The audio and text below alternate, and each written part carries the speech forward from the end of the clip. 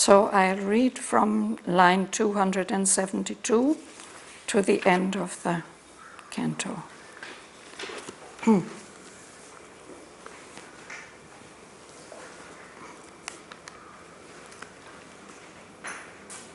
Aware of forms to which our eyes are closed,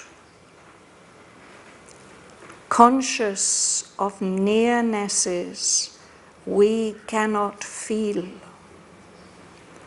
the power within her shaped her molding sense in deeper figures than our surface types. An invisible sunlight ran within her veins and flooded her brain with heavenly brilliancies that woke a wider sight than earth could know. Outlined in the sincerity of that ray, her springing childlike thoughts were richly turned into luminous patterns of her soul's deep truth. And from her eyes she cast another look on all around her than man's ignorant view. All objects were to her shapes of living selves, and she perceived a message from her kin in each awakening touch of outward things. Each was a symbol power, a vivid flash in the circuit of infinities half known. Nothing was alien or inanimate, nothing without its meaning or its call. For with a greater nature she was one. As from the soil sprang glory of branch and flower, as from the animal's life rose thinking man, a new epiphany appeared in her, a mind of light, a life of rhythmic force, a body instinct with hidden divinity, prepared an image of the coming God. And when the slow rhyme of the expanding years and the rich, murmurous swarm work of the days had honey-packed her sense and filled her limbs, accomplishing the moon orb of her grace. Self-guarded in the silence of her strength, her solitary greatness was not less. Nearer the Godhead to the surface pressed, a sun replacing childhood's nebula, sovereign in a blue and lonely sky. Upward it rose to grasp the human scene. The strong inhabitant turned to watch her field. A lovelier light assumed her spirit brow. and sweet and solemn grew her musing gaze. Celestial human, deep, warm, slumbrous fires woke in the long fringed glory of her eyes, like altar burnings in a mysteried shrine. Out of those crystal windows gleamed a will that brought a large significance to life. Holding her forehead's candid, stainless space, behind the student arch, a noble power of wisdom looked from light on transient things. A scout of victory in a vigil tower, her aspiration called high destiny down. A silent warrior paced in her city of strength, inviolate, guarding truth's diamond throne. A nectarous, haloed moon, her passionate heart loved all and spoke no word and made no sign, but kept her bosom's rapturous secrecy, a blissful, ardent, moved and voiceless world. Proud, swift and joyful ran the wave of life within her like a stream in paradise. Many high gods dwelt in one beautiful home. Yet was her nature's orb a perfect whole, harmonious like a chant with many tones, immense and various like a universe. The body that held this greatness seemed almost an image made of heaven's transparent light. Its charm recalled things seen in visions hours. A golden bridge spanning a fairy flood, a moon-touched palm tree single by a lake, companion of the wide and glimmering peace. A murmur as of leaves in paradise, moving when feet of the immortals pass. A fiery halo over sleeping hills, a strange and starry head alone in night.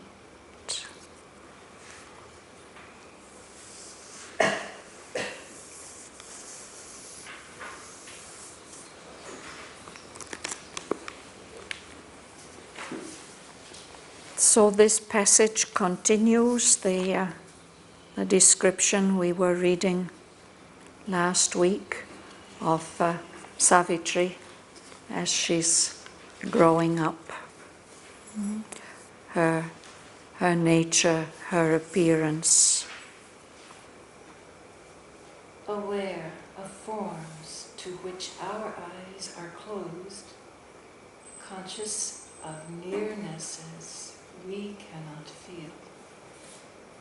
The power within her shaped her molding sense in deeper figures than our surface types. Yes.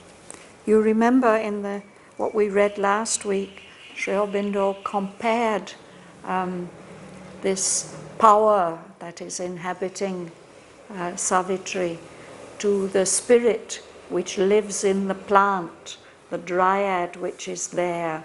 And he said that all the perceptions that the tree has, it's because of that conscious spirit dwelling within it. And he says something similar, but in a greater height, a heavenlier height, is there in Savitri. There's a power, an inner inhabitant. No?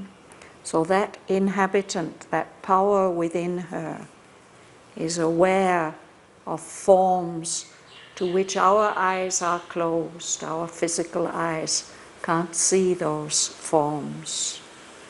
And that power within her is conscious of nearnesses, beings and forces close to her that we cannot feel. So that power shapes her, Savitri's, molding sense. Our senses, our sense perceptions shape the way that we experience the world around us. No? So Sri Aurobindo tells us in the Life Divine that matter, all these firm things that we feel around us, they are sense-created molds of spirit. Spirit is within, spirit is in us. It's in all these things, but we experience these forms through the molding effect of our senses, our sense perceptions. Because of that power which Savitri has in her, her senses respond in a different way than our gross physical senses respond. So she perceives deeper figures than our surface types. We just feel the surfaces of things. She's feeling things in a deeper and truer way.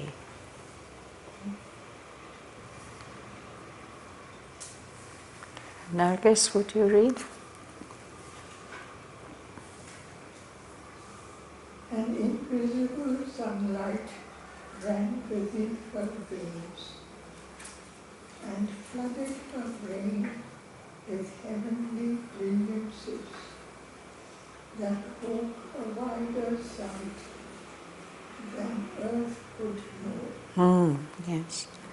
So just like that dryad feeling a supraphysical rain and wind, here an invisible sunlight is flowing all through Savitri's veins, the physical channels of the life in us, and they are filling her brain with heavenly brilliancies, a brighter light than we get from our sense perceptions.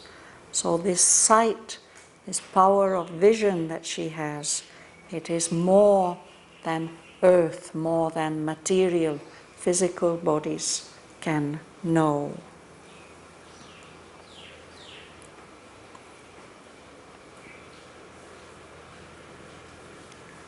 Anjali, will you read, please? Outlined in the sincerity of that day, had spring childlike thought that yet turned into humorous pattern of the soul deep truth. And from her eyes she crossed another door, all around had done plans to honour thee. Yes. So that ray, those heavenly brilliances that light up in her brain, outlines certain thoughts. That ray, it has sincerity, a quality of truth vision and truth perception and truth formation. So she's still a child. She has these childlike thoughts. They are springing, they spring up. Springing, of course, is two things. Plants spring up, but also young animals, very young animals. We see them leaping about in the fields. No? There's something youthful about this springing, coming with some youthful energy. So her thoughts are like that. But they're richly turned into luminous patterns of her soul's deep truth, her svabhava, her self-being, the thoughts that come because of this deeper, truer sense perception.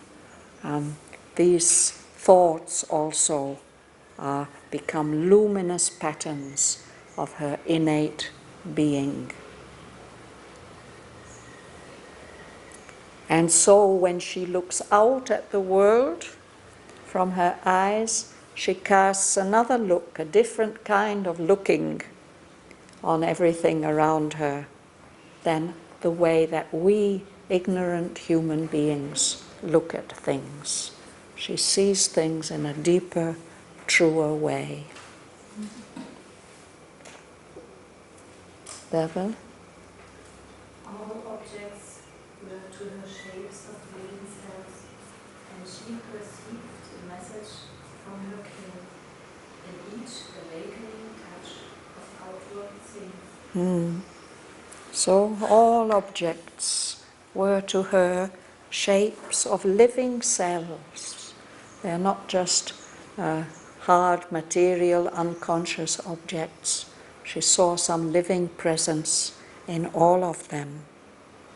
And each awakening touch of outward things, each physical contact from outside her own body, she noticed, she perceived, she was aware of a message from her kin. Your kin are the people that you are related to, connected to, the people in your family. No? So everything tells her of something familiar, close to her, closely connected with her. She feels closely connected with all around.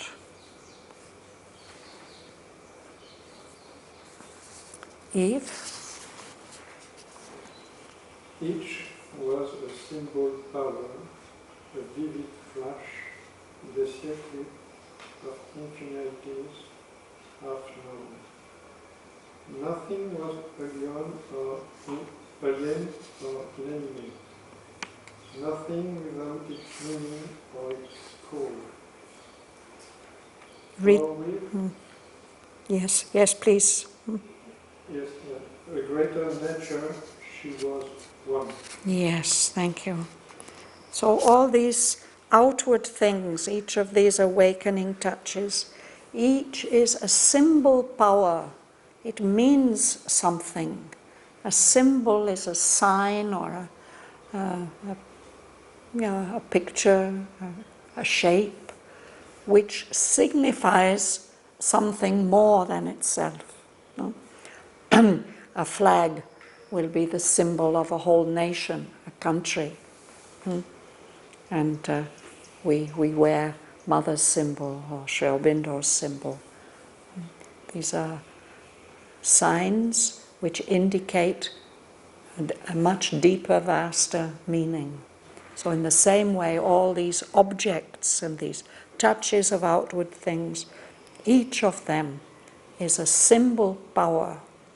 It brings a vivid flash, a flash of knowledge, of recognition, in the circuit of infinities, half known. It's as if all around her there are these limitless spaces which she half knows, and when there's a contact, then something lights up, a vivid flash. Nothing was alien. Nothing was foreign, strange, distant. And nothing was inanimate. We tend to think of a plastic chair as being inanimate. It doesn't have any life. We can't imagine that it has any consciousness. No? But to her it's not like that. Nothing that she comes into contact with is meaningless. All of them calls her, tells her something, communicates something to her. And this is because she is one in herself with a greater nature, not just this surface physical nature, with the deeper nature in which everything is one in the divine presence. Renana, you would read? Yeah? As form of the soil, spring glory of branch and flower. As from animal's life, rose thinking man, a new epiphany appeared in her. Yes. So here he's connecting it with evolution. No, there was just earth, soil, but in evolution, out of the soil emerged these wonderful branches and flowers of the plant life and animal life. And out of the animal life has emerged thinking beings, thinking human beings. And now, out of this human form, a new epiphany appeared in her. Epiphany is a word, a Greek word, which is used in Christianity. It has a meaning similar to the meaning of darshan in Indian languages. It means the revelation, the showing, the obvious appearance of divinity. So this new epiphany, some new expression of the divine appeared in her. She's showing the new race that will come, the new kind of being. This could be seen in her. Shamala. A mind of life, a life of rhythmic force, a body instinct with hidden divinity, prepared an image of the coming God. Shall we pause there? Yes, we'll pause there. So the mind, life, body, that's what we seem to be made up of, no? In her case, this is a mind, not a mind of ignorance, a mind that's full of this light, the light of this invisible sunlight. No? And in her life, the prana is not like our normal limited prana. It's a life of rhythmic force. And the body itself is instinct with, it is alive with hidden divinity. So those three things together prepare an image of the divine being that will be the future of humanity, or the future highest species on earth.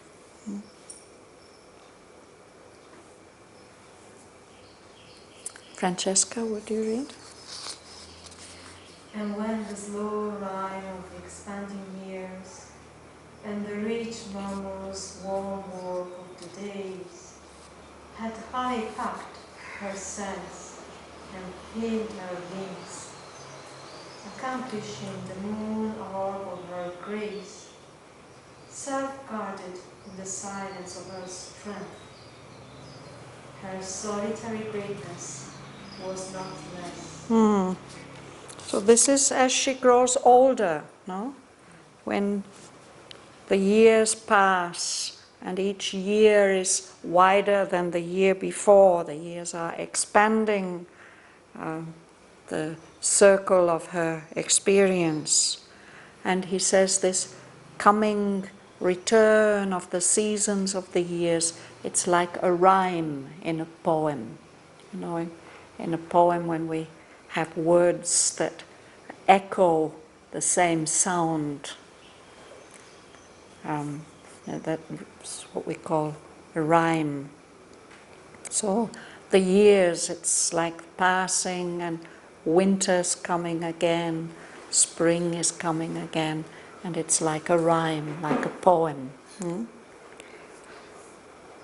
And he says the days, he gives an image of the days as being like bees. Bees swarm, and the swarm of bees, they work, they collect pollen and honey. So the years are rhyming, expanding, widening, and the days, this rich, murmurous swarm work of the days, you know, the sound of the bees, this murmurous sound, had honey packed her sense, filled her, all her senses with sweetness, and filled her limbs. The body grows, it becomes mature. No? So together, this, the passing of time, the experiences, the body grows. All this together accomplishes the moon orb of her grace. To accomplish, it means to complete. And he had spoken about her when she was first born as a crescent moon, no? The first thin little moon that we see in the sky returning. But now this is the full orb, the full round, so the body has become mature. No? But through all that growing up period, still she is in a way alone. Her solitary greatness. Solitary, it means alone. She's within herself, in a way apart, self-guarded in the silence of her strength. That solitary greatness that's not like the people around her, that special quality that she has. Silence and strength, Sri Aurobindo has mentioned in a letter, are two of the qualities of Savitri. Would you like to read?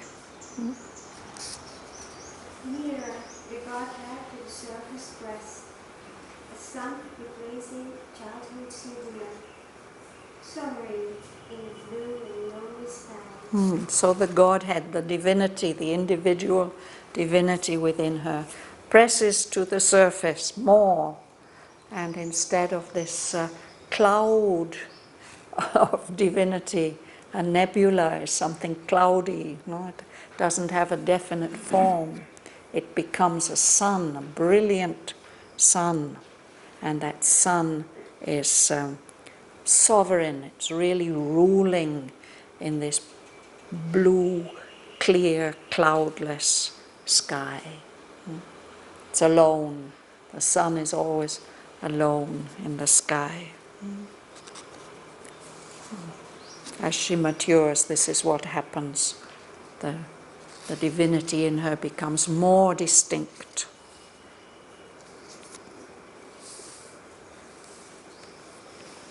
At the back there, would you like to read? After it rose to grasp the human scene, the strong inhabitant turned to watch her view. Yes, so this sun rises up, and when it's at its height, it can see the whole human scene. No? And that strong inhabitant, that power, that spirit is within her, turned to look at the field where she has to do her work, the whole human world. Those of you who've been with us since the beginning, you'll remember that at the beginning of the poem in Canto 2, Sri Aurobindo gave us a beautiful picture of Savitri, her spirit, her mind, her will, her heart, her movement, her body, her smile, and the way that her atmosphere. So here we have a shorter but also very, very beautiful description of Savitri's appearance. Mahalingam, would you read? Yeah? A lovelier light assumed her spirit broad, and sweet and solemn grew her musing gaze. Celestial human, deep, warm, slumberous fire, hope in the long film glory of her eyes, like altar burning in mystery shrine. So, as she develops, as she grows, her brow, this is your brow, and your brow somehow is supposed to express what is within you, your destiny and your true nature gets expressed in the brow. So he says that her brow, it's a spirit brow, there's something very spiritual and pure about it, and it takes on a lovelier light. It must have been beautiful when she was a small child, but it becomes even more beautiful as she grows older.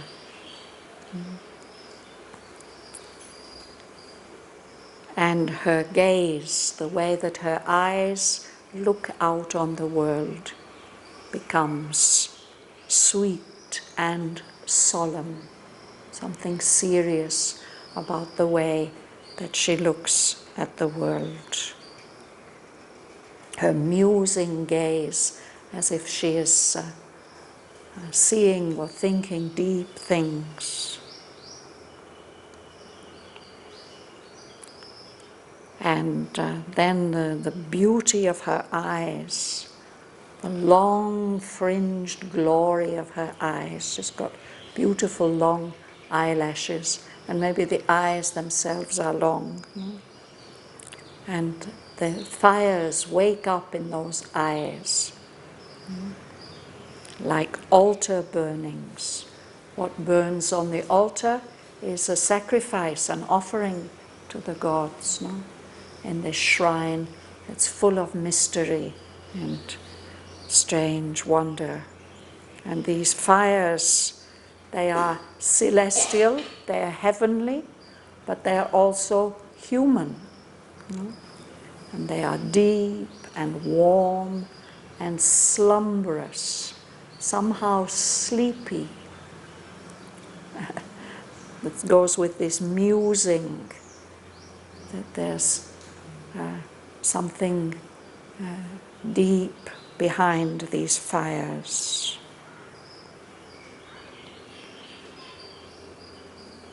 Ganga Lakshmi? Out of those crystal windows gleam the window, the road large intense light. So that's the next thing, the will, no, here, between, will, full stop, yeah. Okay. So the crystal windows are, of course, the eyes, no? The eyes are like the windows of the soul. We can look in and the soul can look out. And crystal means very, very clear. There's no impurity or obscurity there. They are absolutely clear. So through them gleams a will. And that will of Savitri brings a large significance to life. It's not just concerned with little petty things in the environment concerning her directly. She sees things in a much larger way, and her will embraces much larger aims. Vera? Holding her forehead's candid stainless face, behind the student arch, a noble power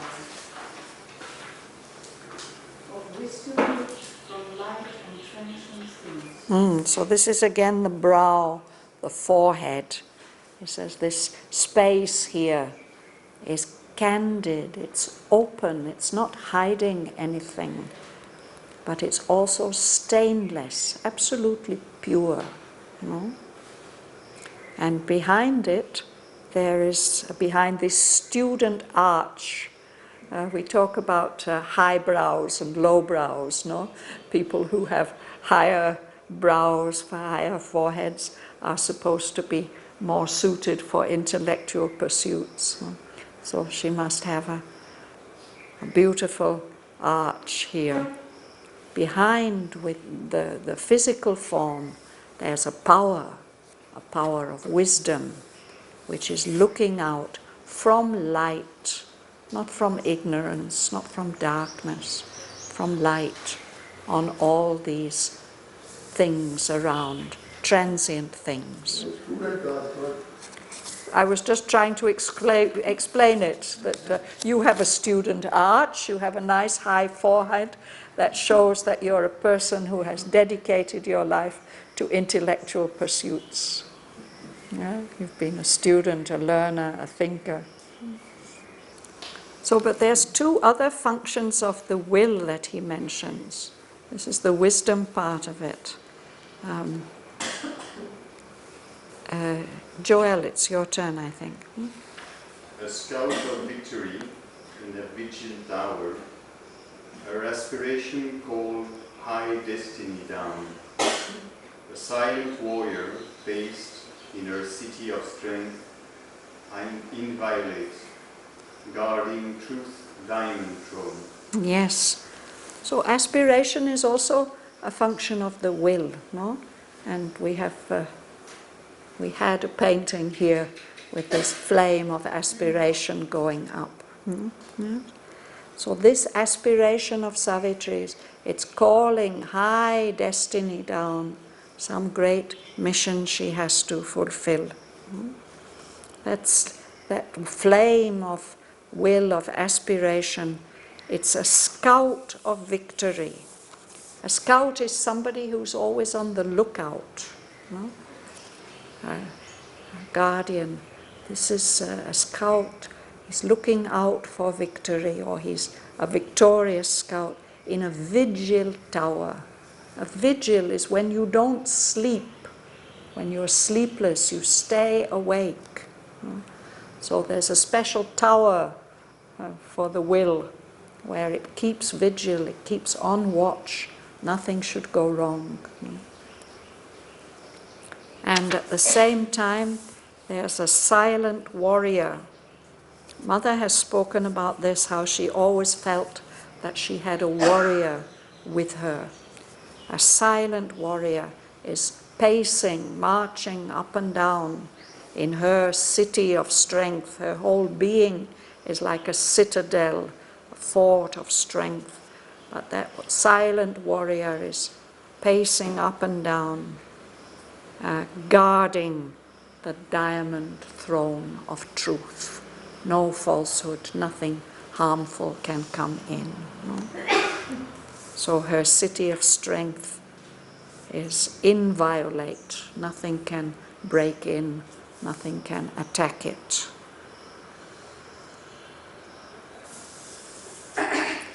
And then the heart.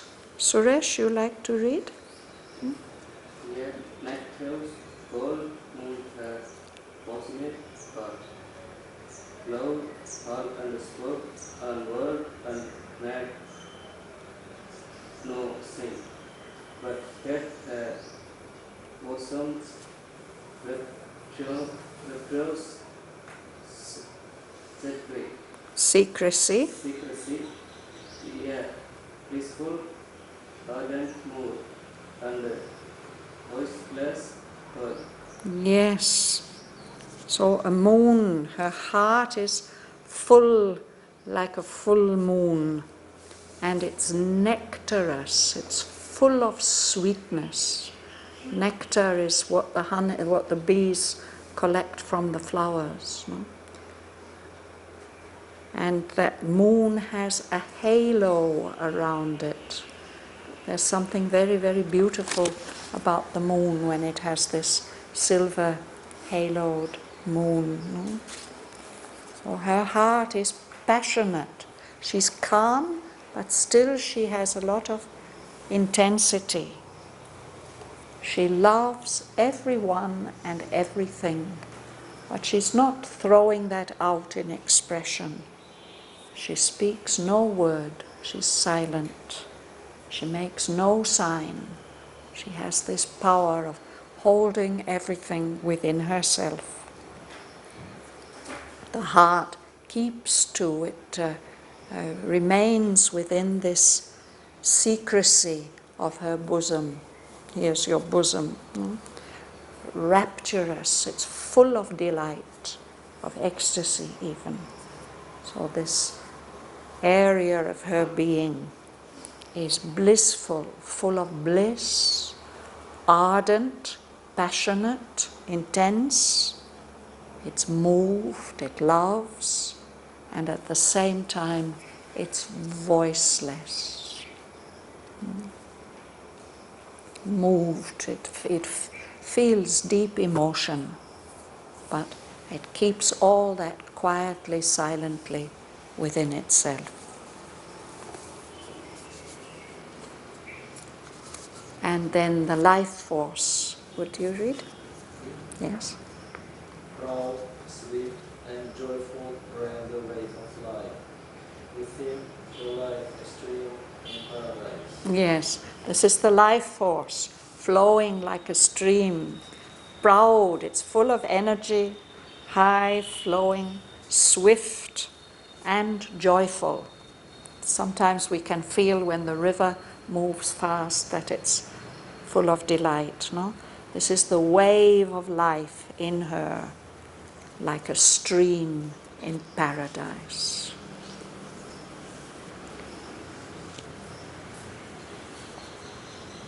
Yuli.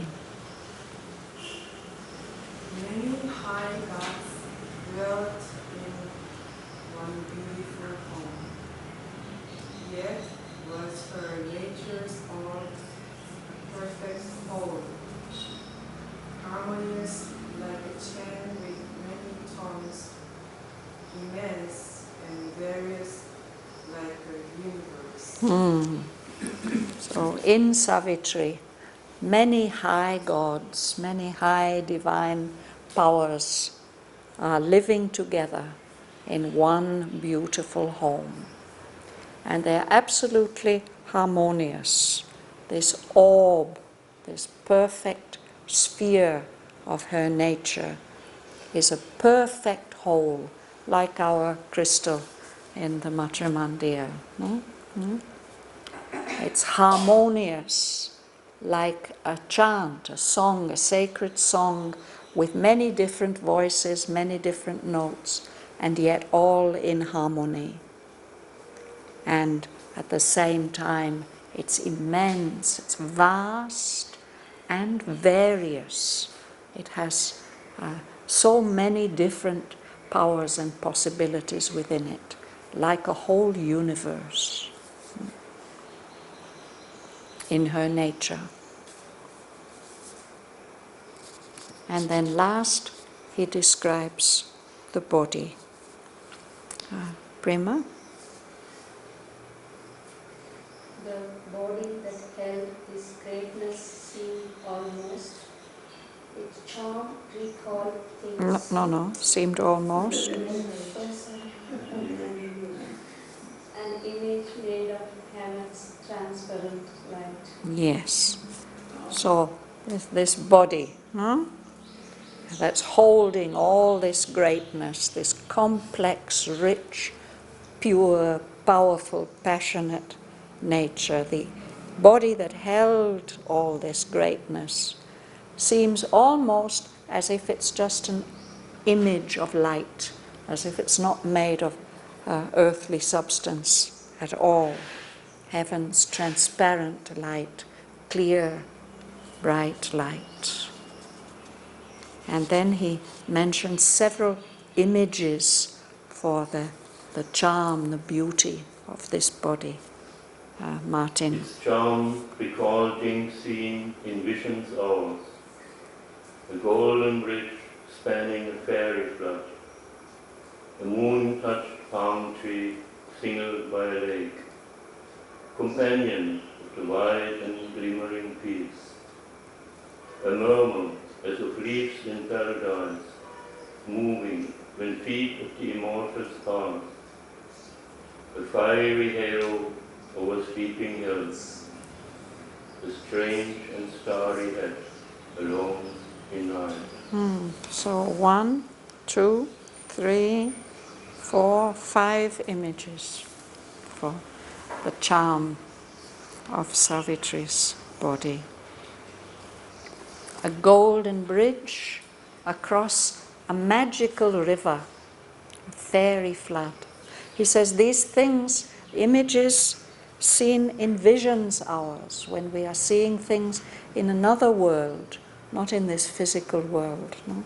These are things seen in the inner worlds. So a golden bridge across a magic river. A palm tree, moonlight shining on it, the palm tree single by a lake, and that lake is a wide and glimmering peace. So the two things go together, the grace of the palm tree lit by the moon, and then this lake of wide and glimmering, the moving light on the moonlit lake. So peaceful. Then the charm of a sound, a murmur as of leaves in paradise, moving when feet of the immortals pass. When the divine beings pass through those subtle forests, and the trees murmur, they make a sound in response. No? And then we could say at evening perhaps, or with sunset, the hills are already dark and sleeping, but there's a fiery halo, a glow of intense light above the hills. And in the sky itself, as if he's seeing a head lit up with stars, a strange and starry head, alone in night.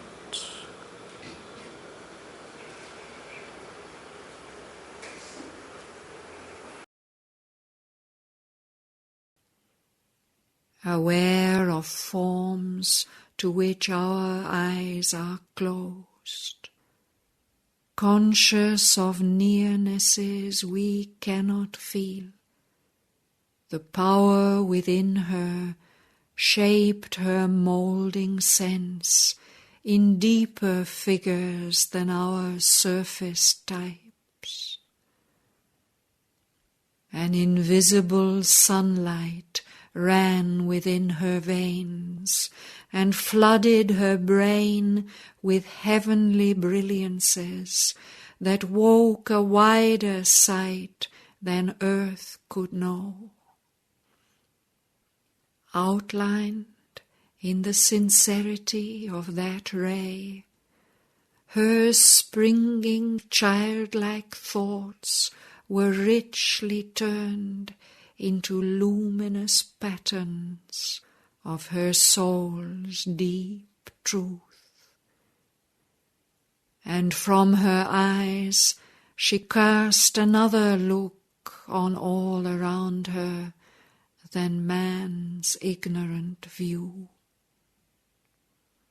All objects were to her shapes of living selves, and she perceived a message from her kin in each awakening touch of outward things. Each was a symbol power, a vivid flash in the circuit of infinities half known. Nothing was alien or inanimate, nothing without its meaning or its call. For with a greater nature she was one. As from the soil sprang glory of branch and flower, as from the animal's life rose thinking man, a new epiphany appeared in her. A mind of light, a life of rhythmic force, a body instinct with hidden divinity, prepared an image of the coming God. And when the slow rhyme of the expanding years and the rich murmurous swarm work of the days had honey-packed her sense and filled her limbs, accomplishing the moon orb of her grace, self-guarded in the silence of her strength, her solitary greatness was not less.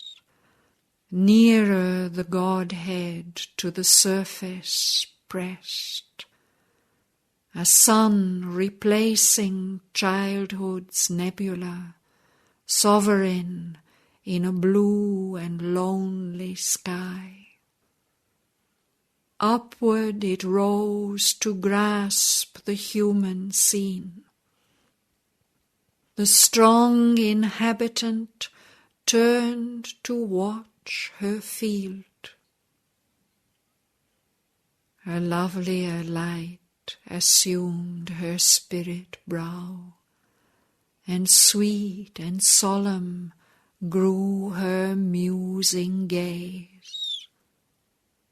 Celestial, human, deep, warm, slumbrous fires woke in the long-fringed glory of her eyes, like altar burnings in a mysteried shrine. Out of those crystal windows gleamed a will that brought a large significance to life. Holding her forehead's candid, stainless space, behind the student arch, a noble power of wisdom looked from light on transient things. A scout of victory in a vigil tower, her aspiration called high destiny down. A silent warrior paced in her city of strength, inviolate, guarding truth's diamond throne. A nectarous haloed moon, her passionate heart loved all, and spoke no word and made no sign, but kept her bosom's rapturous secrecy, a blissful, ardent, moved and voiceless world. Proud, swift and joyful ran the wave of life within her like a stream in paradise. Many high gods dwelt in one beautiful home, yet was her nature's orb a perfect whole, harmonious like a chant with many tones, immense and various like a universe.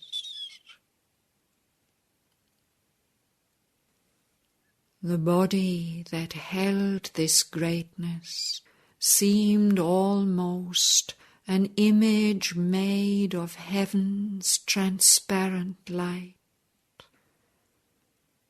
Its charm recalled things seen in visions ours. A golden bridge spanning a fairy flood. A moon-touched palm tree, single by a lake, companion of the wide and glimmering peace. A murmur as of leaves in paradise, moving when feet of the immortals pass. A fiery halo over sleeping hills. A strange and starry head alone in